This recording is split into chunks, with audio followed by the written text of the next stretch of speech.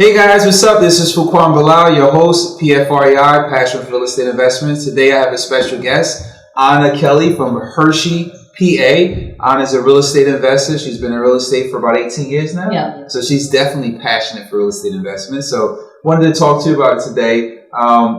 Your trials, tribulations in the real estate, why are you passionate about it? Let's start off with that. I always ask all of the guests when they come on the show, why are they passionate for real estate? So we'll start with that question. Sure. So primarily I'm passionate about real estate because of just what it can do for you. I started out as a financial advisor in my career, and I have looked at stocks, bonds, mutual funds. I work for a financial company that helps wrap hedge funds and life insurance. And in every type of investment that I've seen, nothing grows wealth as quickly as real estate in various different aspects. So I'm specifically more of a buy and hold investor of multifamily properties because you can fix them up once and then you can grow the income and be paid over and over and over forever on those things. Awesome. That's good. I know, we focus on this platform for more real estate notes, buy and holds and fix and flip. So let's talk a little bit about the buy and holds. I know, have you always been doing commercial, or did you start off in that, or you did some residential and then you decided to do commercial? Sure. So I'm from Houston, Texas, and the first thing that I did, I had just had a baby, and I started watching all of the HGTV and Flip This House kind of stuff as everybody else did. Watched some Carlton Sheets, late night stuff, and thought, I can do this. I had clients that were in real estate that had a whole lot more money than I did, and they all had rental property. But I thought, I'll get started with a fix and flip. So redid a Victorian house. It had a little rental on the back that we had that cash flow coming in while we were rehabbing the house, and then fixed that up. Lost money on our very first deal, but kind of learned a lot. And then we moved to Pennsylvania, and my husband started a chiropractic business with about $750,000 in debt. Wow. And I had worked for a large financial company in Houston and was starting over and had a real short trial period of a work from home opportunity. So I thought, we need some additional income stream coming in, because if my husband's business doesn't do well or I lose my job, we're going to be in trouble. Yeah. So we bought, instead of leasing a space for his business, I bought a commercial building that had 3 tenants with it. And I thought, this is a great way to help cover that mortgage by having those tenants. And then a year later, we bought a multi-unit, and we lived in one unit and we rented the other 3. And really it was out of necessity, because I wanted to make sure that if I lost my job till his business built up, we would have that income to help pay our mortgage. So that's really how I got started, was just kind of tenants by necessity. And then as we did that, I thought, it's really nice having all this cash flow coming in. We can kind of do something with this. So we continue to rehab properties, and we bought distressed small multifamily apartment buildings, typically 4 units. Okay. Redid every unit, raised the rents, lower the expenses, cash out the equity in them, and then use that to buy and continue to build. Duplicate the process. Mm-hmm. Now, I saw a post you did the other day where you had a huge deal that you're working on, and you were saying this is a very big deal. You spent hours and hours analyzing it and everything else. What transition into that, looking at the bigger deals? Because most people try to stay within their comfort zone and just, they know they're good at it because they did it over and over again. Now I've seen that you're trying to grow to the next level. Like, what was the mindset that you had to shift into to make that transition, and why?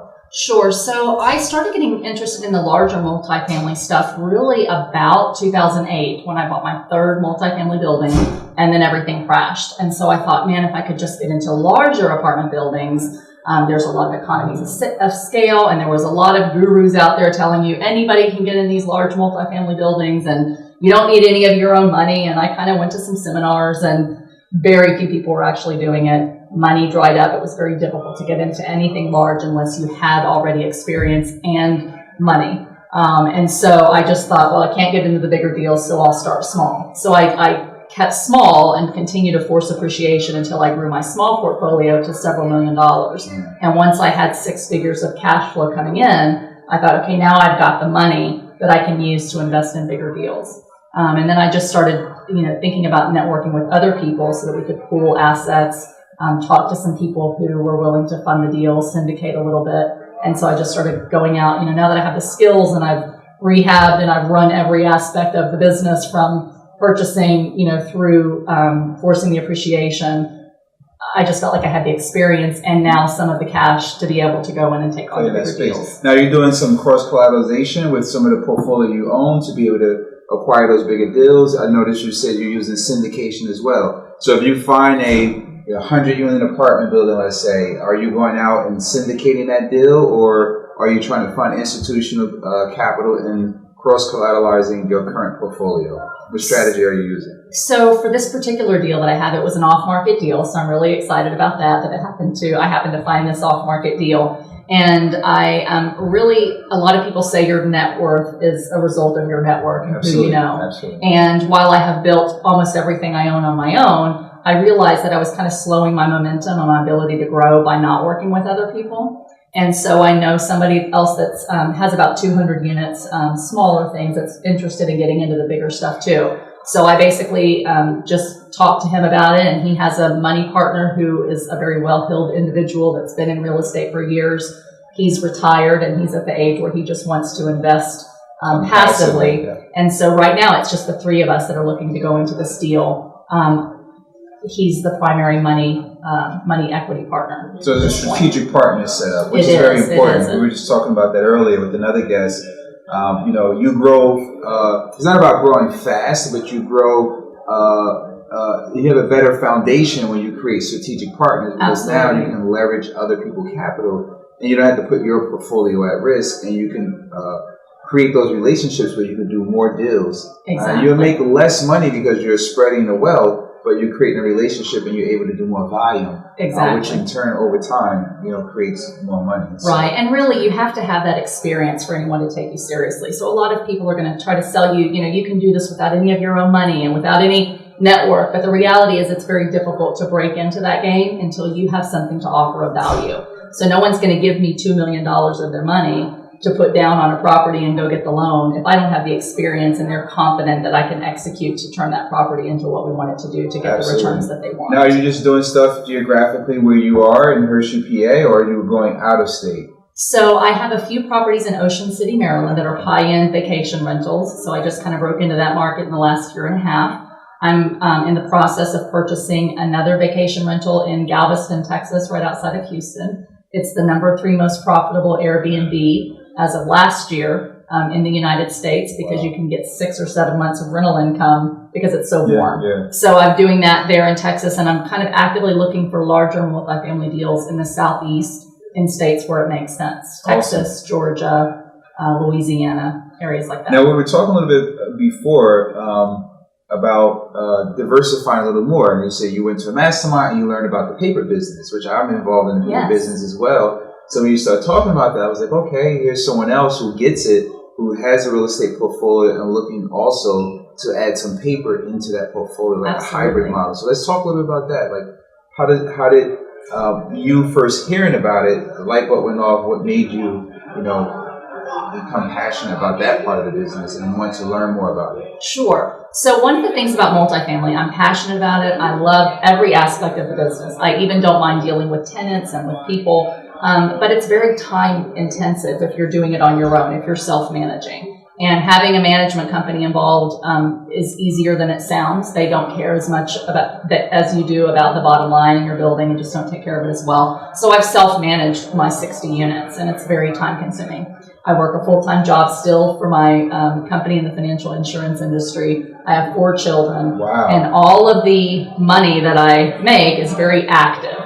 Now, most of my properties I've fully rehabbed, so they're kind of turnkey at this point. There's very little maintenance that we really have to do because they've been brought up to a nice standard. But I really have always focused on creating multiple income streams, because anyone that's really going to develop wealth that lasts needs to be able to have more than one path to that income. So a lot of people right now that have made all their money in wholesaling and fix and flipping, those margins are really being squeezed, and it's difficult to continue to make as much in that business. So they're kind of starting to focus on the buy and hold, where some buy and hold investors, are tempted to take that quick equity and fix and flip.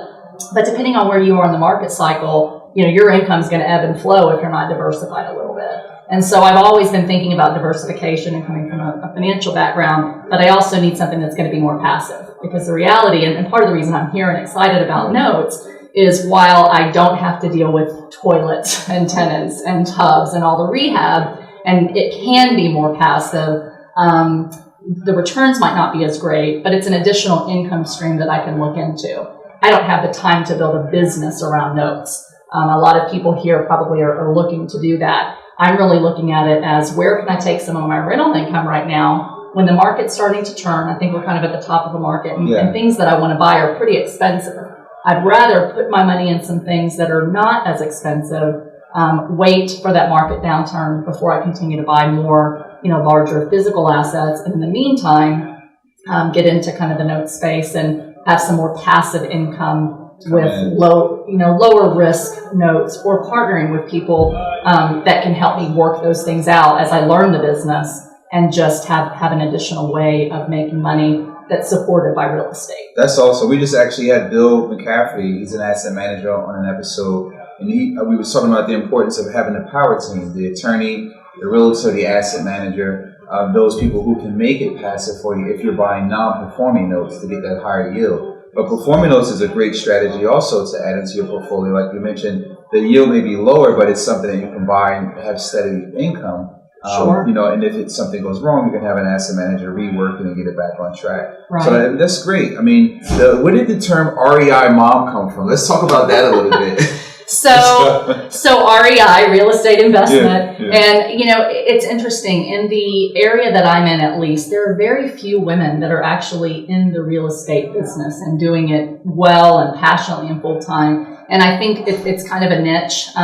While men are doing very well in real estate, the challenges are a little bit different for women sometimes. For example, I'm working and I have 4 children, and so that has to be kind of my priority. And I think because of that, women often don't get involved in something that's going to take a significant amount of time. And real estate takes time. All these courses will tell you it's easy, it's make money quick, but it takes years and years of hard work to really build something that lasts.